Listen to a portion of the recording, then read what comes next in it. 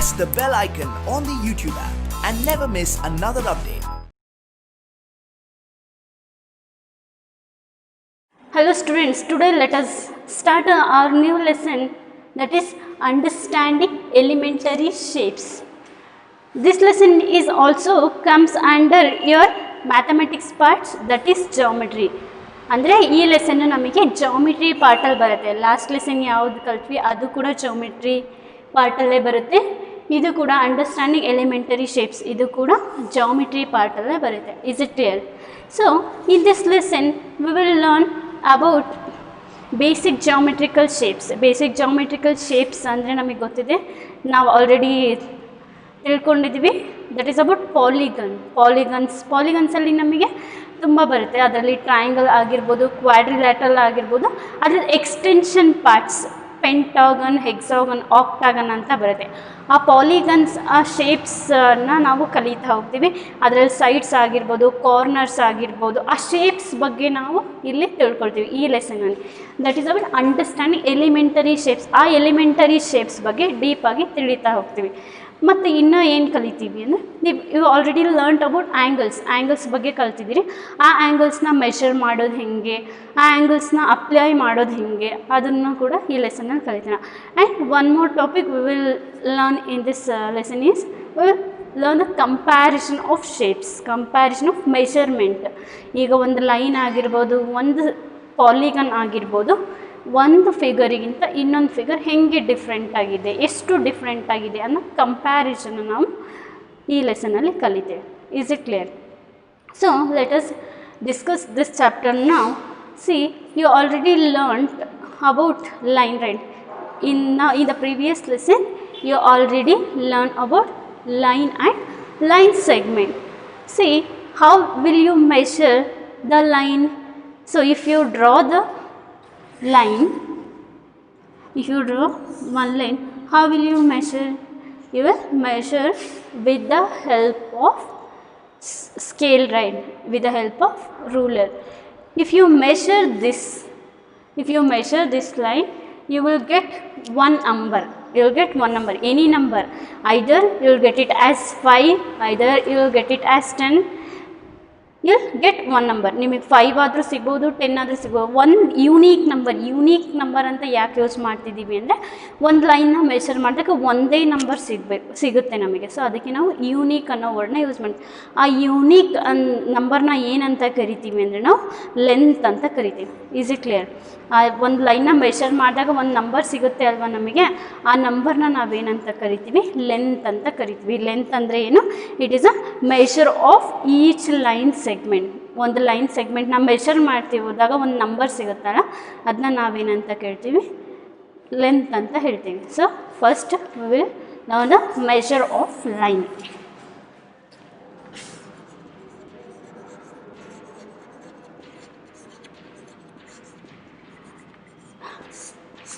Measure ಅಂದರೆ ಏನು ಅಂತ ಗೊತ್ತಿದೆ ನಿಮಗೆ?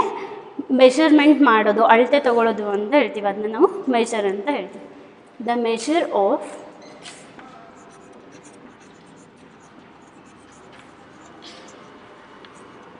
Each line segment.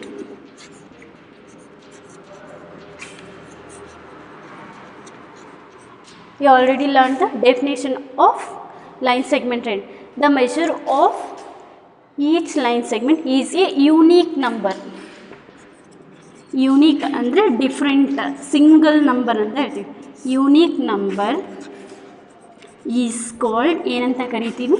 ಲೆಂತ್ ಅಂತ ಕರಿತೀವಿ. This is the definition of length. Is it clear? So if you draw a line, if you measure this line, you will get one number. ಈ ಲೈನ್ನ measure ಮಾಡಿದಾಗ ನಿಮಗೆ ಒಂದು ನಂಬರ್ ಸಿಗುತ್ತೆ. ಆ ನಂಬರ್ನ ನಾವೇನಂತ ಹೇಳ್ತೀವಿ? ಲೆಂತ್ ಅಂತ ಹೇಳ್ತೀವಿ. Is it clear? This is about length. ನೀವು ಹೇಗೆಲ್ಲ ಮೆಷರ್ ಮಾಡ್ತೀರ ಅಂತ ಗೊತ್ತಿದೆ. ನೀವು ಸ್ಕೇಲ್ನ ಯೂಸ್ ಮಾಡಿ ಮೆಷರ್ ಮಾಡ್ತಾ ಹೋಗಿ. Let us go for our next topic, that is comparison of line segment. The name it self indicate this is the comparison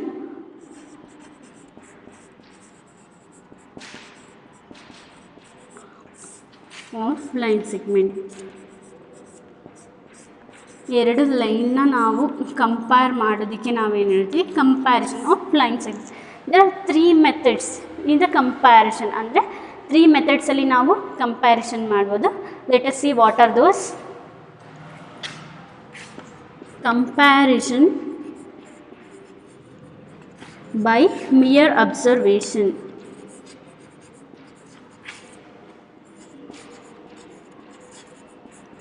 Next one is comparison by tracing.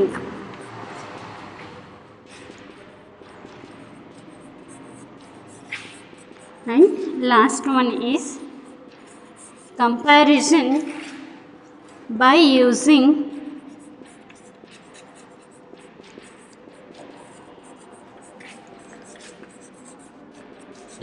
ruler and divider. These are 3 methods of comparison of line segment. Line segment hinge compare ಮಾಡೋದು ಅಂತ. Let us see one by one. First one is comparison by mere observation. The name itself indicates it is a comparison of 2 line segments by mere observation. ಅಂದರೆ observation ಇಂದನೇ 2 ಲೈನ್ಸ್ನ compare ಮಾಡಿದ್ವಿ ಅಂದರೆ ಅದು comparison by mere observation.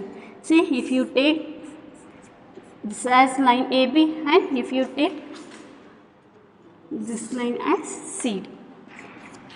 Comparison ಅಂದರೆ ನಾವು measuring ಅಲ್ಲ. Don't get confused between comparison and measuring. Measuring ಅಂದರೆ ಅದು ಎಷ್ಟಿದೆ ಅಂತ ಹೇಳೋದು. ಕಂಪ್ಯಾರಿಸನ್ ಅಂದರೆ ಯಾವುದು ಗ್ರೇಟರ್ ಇದೆನೋ ಸ್ಮಾಲರ್ ಇದೆನೋ ಜಸ್ಟ್ ಕಂಪೇರ್ ಮಾಡೋದಷ್ಟೇ, ಮೆಷರ್ಮೆಂಟ್ನ ಹೇಳಲ್ಲ. See here comparison by mere observation ಅಂದರೆ ನೋಡ್ತಾ ಇದ್ದರೆ ಈಗ if you observe AB and CD, which is greater? Obviously in the lengthwise CD is greater. You can easily say CD is greater than AB. This is by mere observation. ಅಂದರೆ ನಾವು ನೋಡ್ತಿದ್ದಂಗೆ ಈಸಿಯಾಗಿ ಹೇಳ್ಬೋದು AB ಮತ್ತು CD greater ಇದೆ ABಗೆ compare ಮಾಡಿದ್ರೆ ಅಂತ. C ಈ method ಎಲ್ಲಿ ಫೇಲ್ ಆಗುತ್ತೆ ಅಂದರೆ ಎಲ್ಲ ಕಡೆನೂ ಅಬ್ಸರ್ವೇಷನಿಂದನೇ ಹೇಳೋಕ್ಕಾಗಲ್ಲ. ಸಿ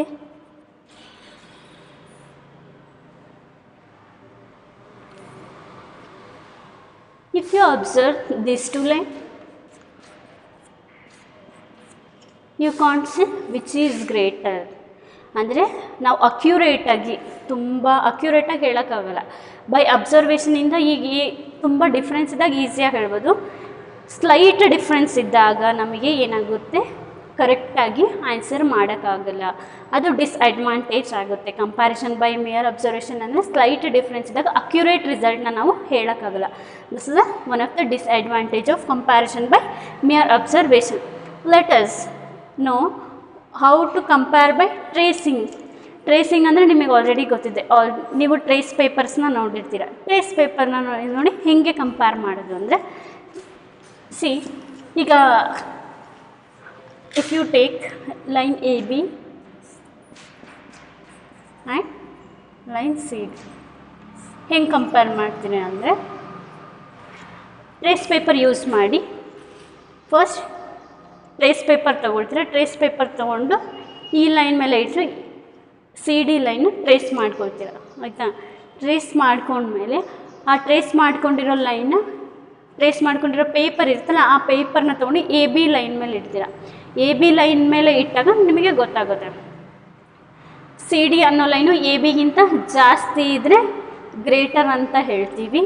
CD ಅನ್ನೋ ಲೈನ್ ABಗಿಂತ ಕಡಿಮೆ ಇದೆ, ಇಟ್ ಸ್ಮಾಲರ್ ಅಂತ ಹೇಳ್ತೀವಿ. It is very easiest way. I repeat. AB ಅನ್ನೋದು ಒಂದು ಲೈನ್ ಇತ್ತು, CD ಅಂತ ಒಂದು ಲೈನ್ ಇತ್ತು ಅಂದ್ಕೊಳ್ಳಿ.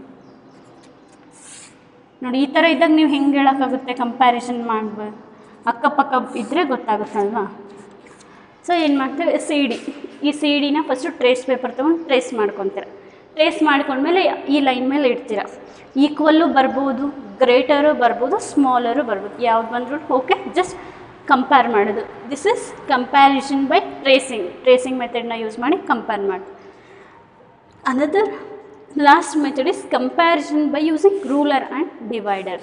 ಈ ಮೆಥಡನ್ನು ಯೂಶಲಿ ನಾವು ಡೈಲಿ ಲೈಫಲ್ಲಿ ಯೂಸ್ ಮಾಡೋದು by using ruler and divider. ಟ್ರೇಸಿಂಗ್ನ ತುಂಬ ಕಡೆ ಯೂಸ್ ಮಾಡಲ್ಲ ನಾವು.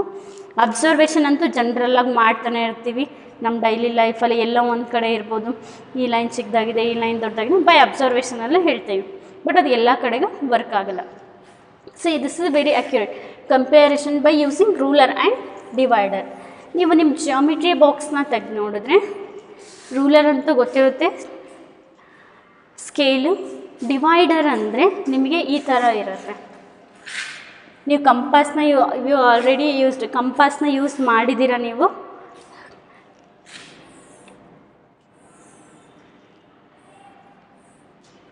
ಈ ಥರ ಕಂಪಾಸಲ್ಲಿ ಏನಾಗಿರುತ್ತೆ ಅಂದರೆ ನಿಮಗೆ ಒಂದು ಕಡೆ ಪೆನ್ಸಿಲ್ನ ಹಾಕೋಕ್ಕೆ ನಿಮಗೆ ಸ್ಪೇಸ್ ಕೊಟ್ಟಿರ್ತಾರೆ. ಆದರೆ ಡಿವೈಡರಲ್ಲಿ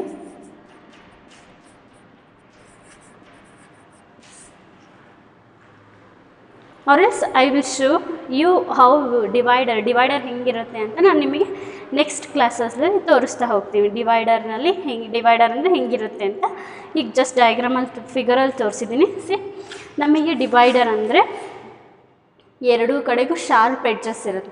ಎರಡೂ ಕಡೆಗೆ ಶಾರ್ಪ್ ಎಡ್ಜಸ್ ಇದ್ದರೆ ಅದನ್ನ ನಾವು ಏನಂತ ಹೇಳ್ತೀವಿ? ಡಿವೈಡರ್ ಅಂತ ಹೇಳ್ತೀವಿ. Is it clear? ಡಿವೈಡರ್ನ ಯೂಸ್ ಮಾಡಿ ಕೂಡ ನಾವು ಕಂಪ್ಯಾರಿಸನ್ ಮಾಡ್ಬೋದು.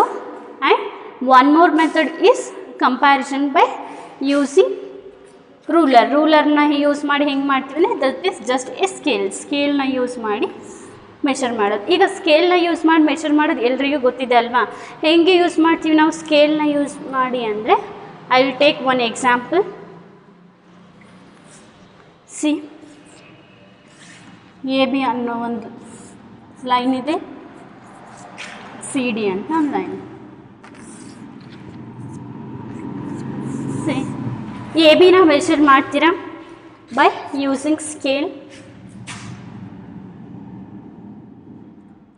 ನಮಗಿಲ್ಲಿ ಎಷ್ಟು ಬರ್ತಾ ಇದೆ? 10 ಸೆಂಟಿಮೀಟರ್ ಬರುತ್ತೆ. So we will write it as 10 centimetre. And here it is 14 centimetre. ಇಲ್ಲೇನಾಗುತ್ತೆ? 14 ಸೆಂಟಿಮೀಟರ್. ಸೊ ಮೆಷರ್ ಮಾಡ್ತೀರಾ. You can easily say the line C D is greater than line A B. The length of C D, ಸೆಂಟೆನ್ಸಲ್ಲಿ ಹೇಳಬೇಕಾದ್ರೆ the length of C D is greater than the length of A B. and ಇದು comparison by using ruler.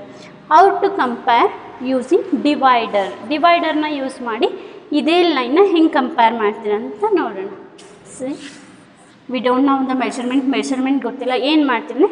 ಡಿವೈಡರ್ನ 2 ends ಇರುತ್ತೆ ನಿಮಗೆ. ಏನು ಮಾಡ್ತೀರ ಅಂದರೆ ಡಿವೈಡರ್ನ ಒಂದು ಎಂಡ್ನ ಇಲ್ಲಿಡ್ತೀರ and you will keep another end. ಈ ಎಂಡ್ನ ಇದೇ ends of the divider ಅಂದ್ಕೊಳ್ರಿ.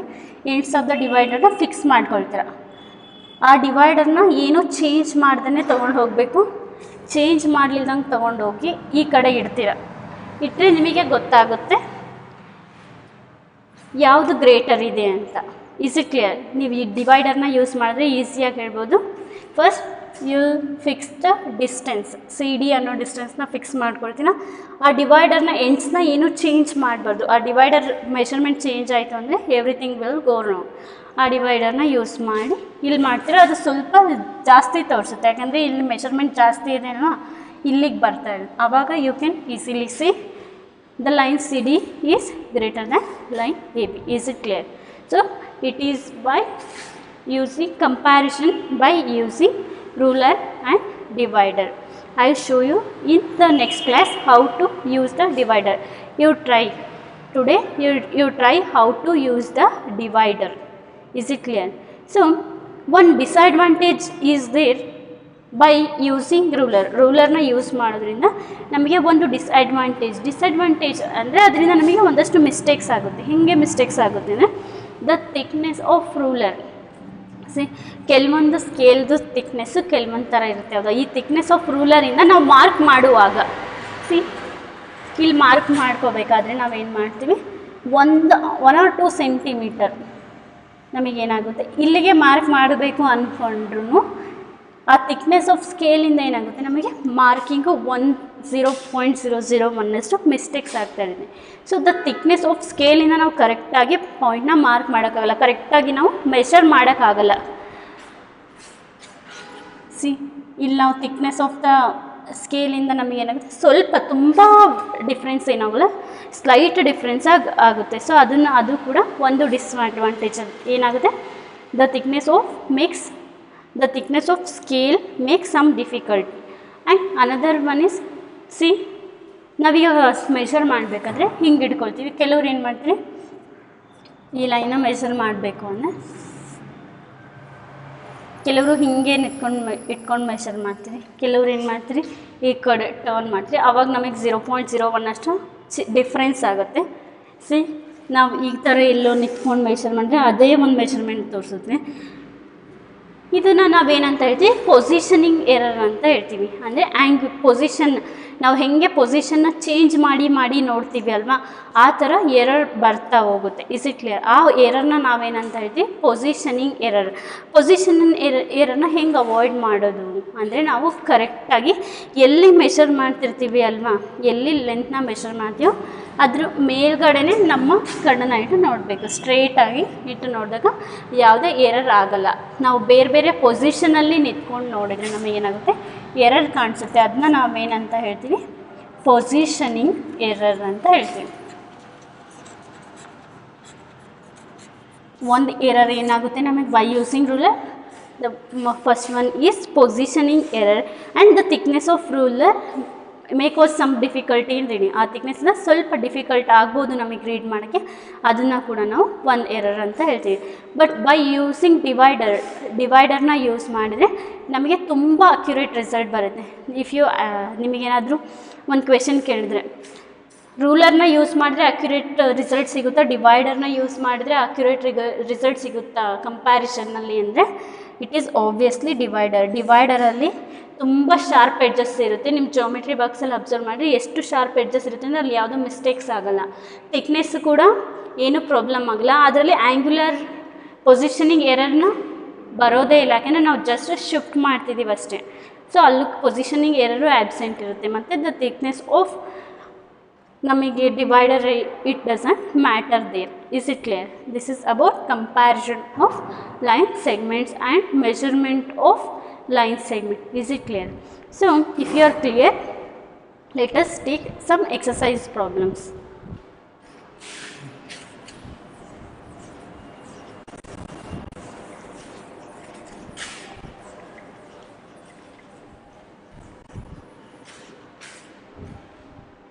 Exercise 5.1, page number 88.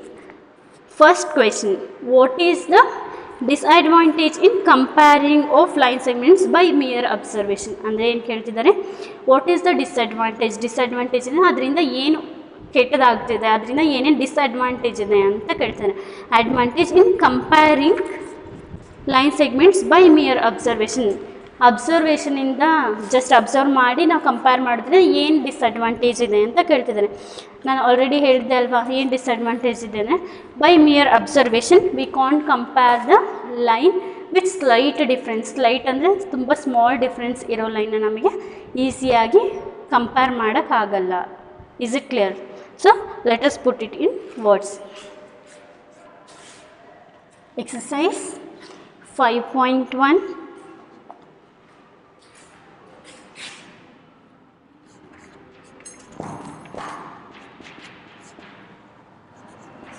By mere observation,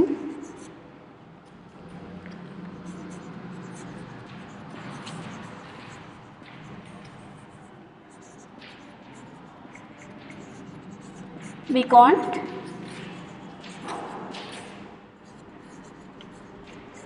measure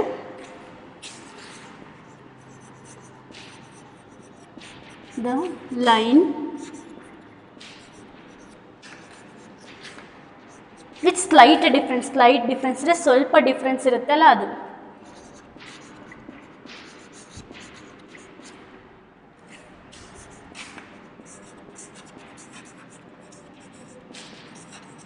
this is one disadvantage by mere observation.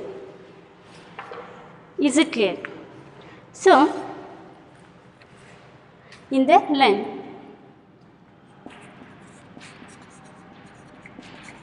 ಅವ್ರ ಸೆಂಟೆನ್ಸಲ್ಲೇ ಕ್ವೆಶನ್ ಕೇಳೋದ್ರಿಂದ ನೀವು ಸೆಂಟೆನ್ಸಲ್ಲೇ ಆನ್ಸರ್ ಮಾಡಬೇಕಾಗುತ್ತೆ. So second question, why is it is better to use a divider than a ruler while measuring the length of a line segment. ಅಂದರೆ why is better to use ಡಿವೈಡರ್ನ use ಮಾಡೋದು ತುಂಬ better compared to ruler ಅಂದರೆ ಸ್ಕೇಲ್ನ use ಮಾಡೋಕ್ಕಿಂತ ಡಿವೈಡರ್ನ use ಮಾಡೋದು better. ಯಾಕೆ ಅಂತ ಕೇಳ್ತಿದ್ದಾರೆ. While measuring the length of a line segment, I already told you there are two disadvantages. One is positioning error and thickness of ruler may cause some difficulty. Is it clear? So while using ruler there is a chances of error. ಯಾವ್ದ್ಯಾವ್ದು ಎರರು, ಒಂದು positioning error ಆಗುತ್ತೆ, ಅದನ್ನ ನಾವೇನಂತ ಕೇಳ್ತೀವಿ, angular weaving ಅಂತ ಕೂಡ ಹೇಳ್ತೀವಿ. And one more is thickness of scale. So let us put it in sentence. It is better to use divider than scale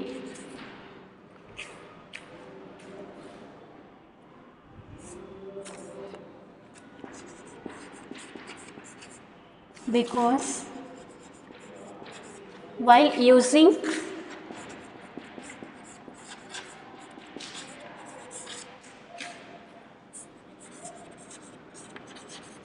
it may cause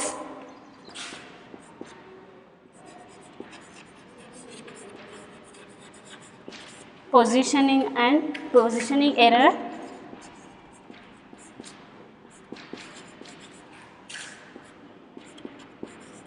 positioning error ಅಂದರೆ ಒಂದೇ, angular ವೀವಿಂಗಲ್ಲಿ ಏನು ಎರರ್ ಆಗುತ್ತಲ್ಲ ಅದು ಕೂಡ ಒಂದೇ. It may cause positioning error and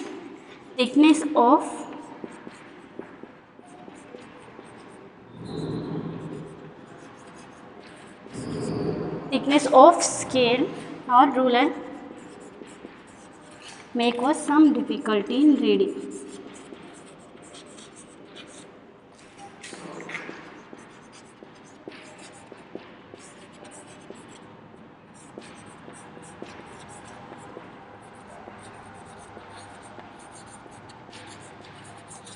This is about second question.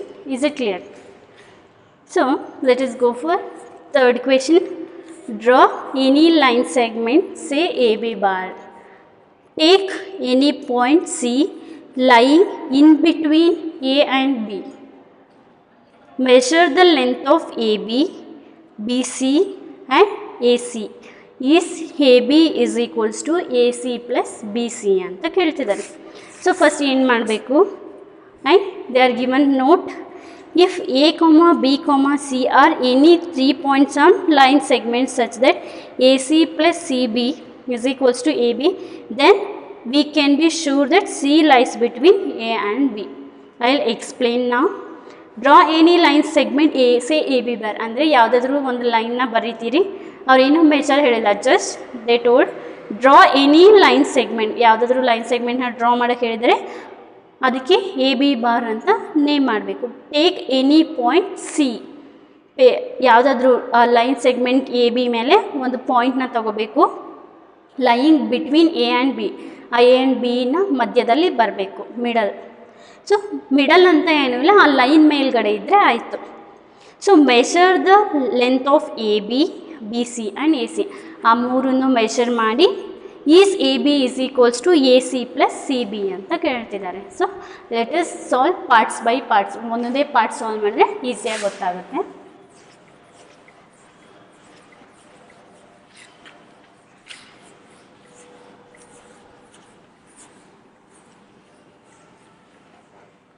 Draw any line segment ಅಂತ ಹೇಳಿದಾರಲ್ವ, ಅದಕ್ಕೆ ಏನು line segment, say A B bar, A B bar ಅಂತ ನೇಮ್ ಮಾಡೋಕ್ಕೆ ಹೇಳಿದ್ದಾರೆ. ಸಿ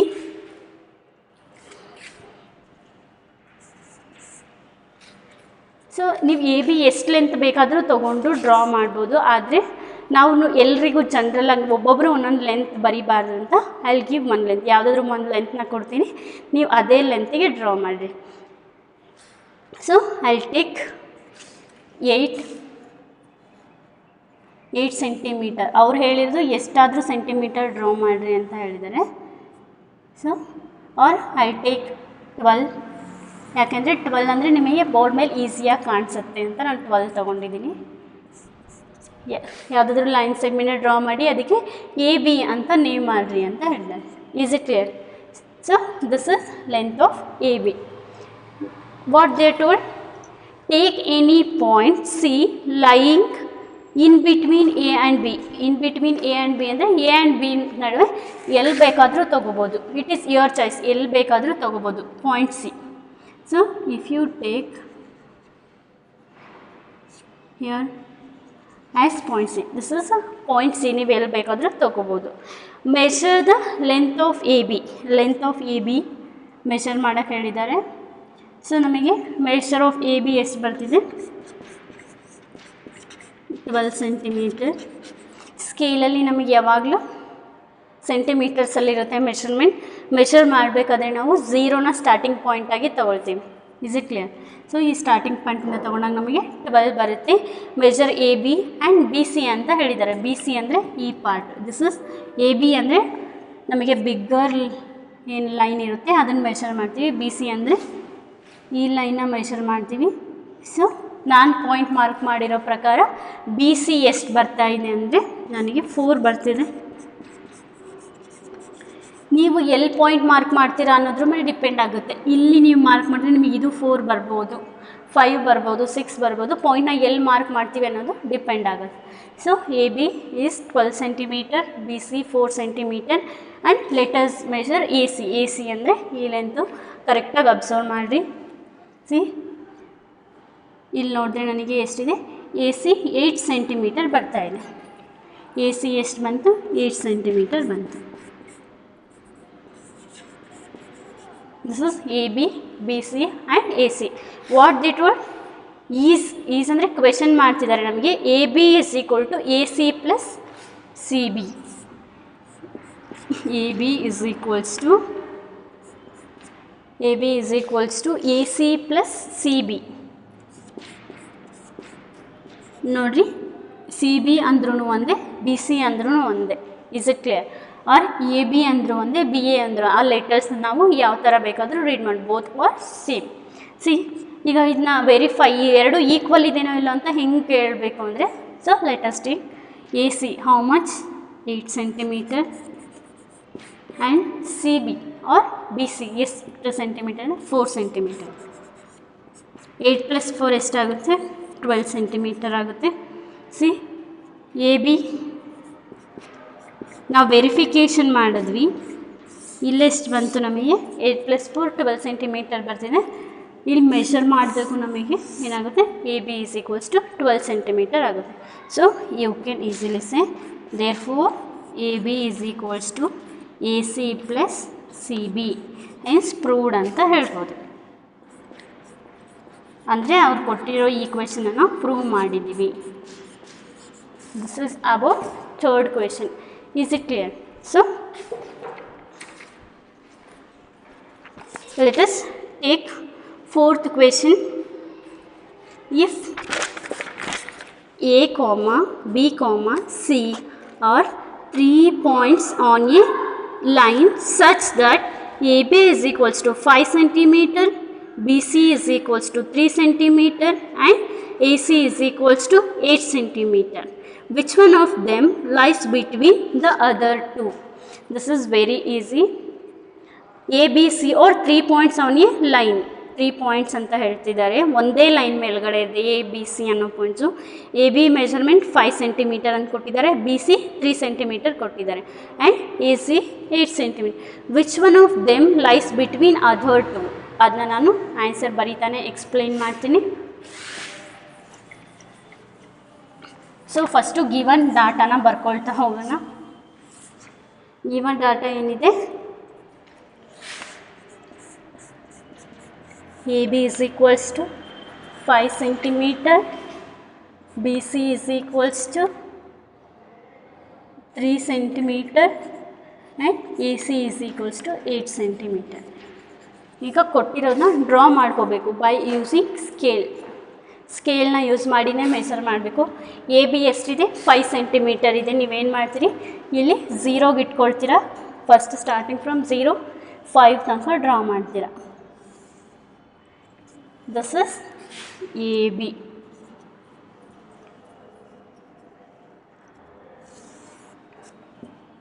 ನಾನು ಸ್ವಲ್ಪ ಎಕ್ಸ್ಟೆಂಡ್ ಮಾಡ್ತೀನಿ ನಿಮಗೆ ಕಾಣಿಸ್ಲಿ ಅಂತ.